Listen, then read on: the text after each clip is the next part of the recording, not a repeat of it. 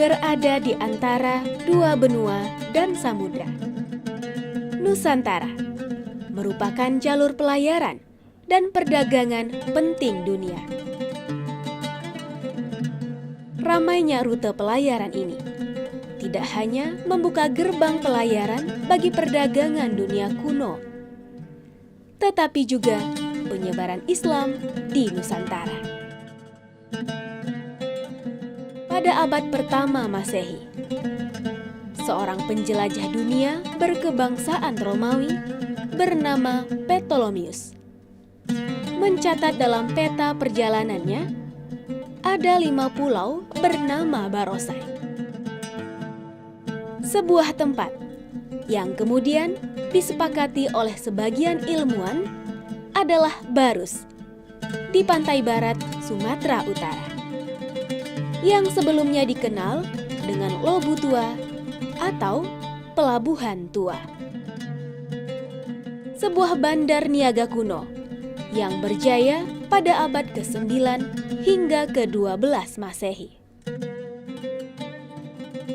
Pada abad ke-7 Masehi, Nabi Muhammad menyebarkan ajaran Islam dengan wahyu Allah yang kini terhimpun dalam Al-Quran. Sebuah ayat di dalamnya, yaitu surah Al-Insan, termaktub kata kafuro, yang oleh ahli tafsir dan bahasa berasal dari tata bahasa Austronesia atau Melayu.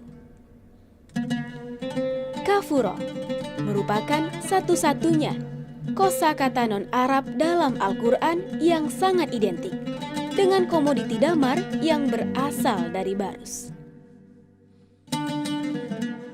Berdasarkan penelitian arkeologi, arus kedatangan bangsa Arab terjadi dari abad ke-9 Masehi di era perdagangan kuno Lobu Tua. Dalam penelitian di situs Lobu Tua, ditemukan sebuah cap dari kaca bertuliskan Billahi Muhammad dan juga artefak kaca yang berasal dari Timur Tengah. Di era perdagangan Barus yang lebih mudah, arus kedatangan mereka lebih ramai lagi. Mereka tidak hanya berdagang, tetapi juga mengemban misi menyiarkan ajaran Islam. Jejak mereka terlihat dari 25 komplek makam kuno yang tersebar di Barus. Tahun 1963, sejarawan Dada Miraksa berpendapat bahwa Barus merupakan titik nol masuknya Islam di Nusantara. Keyakinannya berdasarkan pada sebuah nisan atas nama Syekh Ruknuddin di makam Mahligai yang bertarikh 48 Hijriah atau 672 Masehi. Namun hal ini disanggah oleh sejumlah ahli lainnya, seperti Muhammad Said dan Hamka, yang menyatakan bahwa nisan tersebut bertarikh 800 Hijriah.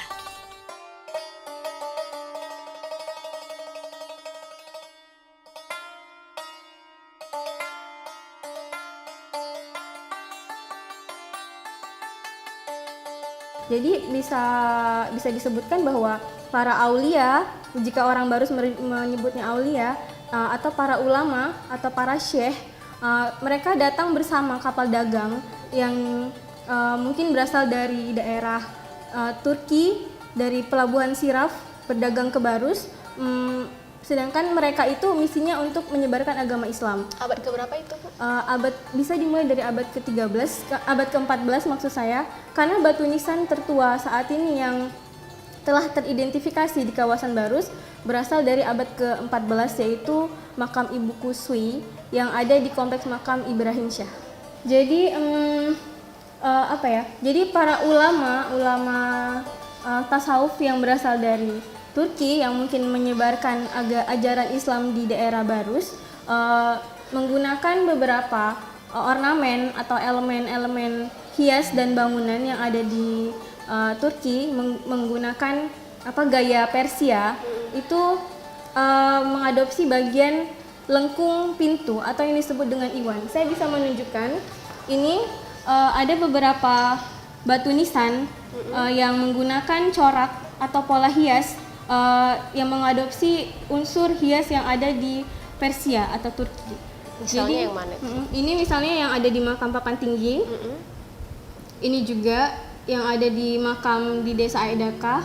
Jadi mereka menggunakan pola lengkung pintu yang disebut iwan atau pintu gerbang itu untuk mengadopsi gaya gaya bentuk batu nisan di Barus. Kemudian mereka juga memperkuat nuansa Timur Tengah atau Persia itu melalui hiasan-hiasan yang ada di dalamnya.